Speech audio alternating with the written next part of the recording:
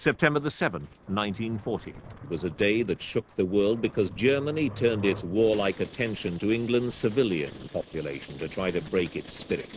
The Blitz on London was a new departure. Night after night, wave upon wave of German bombers dropped high explosives and firebombs on what were essentially non-military targets. Hitler had declared his intention to reduce the city to a pile of rubble. He very nearly did.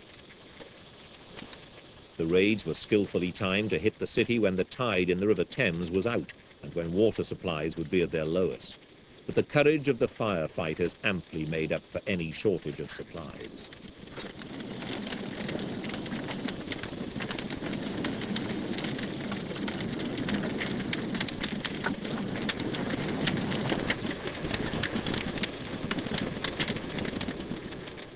Anti-aircraft batteries were doing their best to protect the city, but with more than 500 bombers on a single raid, their impact was limited.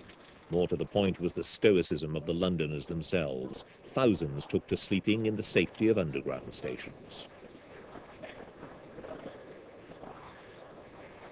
They emerged next morning not knowing whether they had homes to go to, nor whether friends and relatives who hadn't joined them below ground had survived. Throughout the 3 months of the Blitz, 20,000 men, women and children were killed, and just over the same number seriously wounded. And yet, in spite of the chaos and destruction, morale remained remarkably high. There was no sign of large-scale looting, and crime was at a minimum. Nor had the Londoners lost their Cockney humour. A sign in the shattered windows of an East End police station read, "Be good, we're still open." In the end, heroism was the order of the day, as the historic face of London itself was changed forever.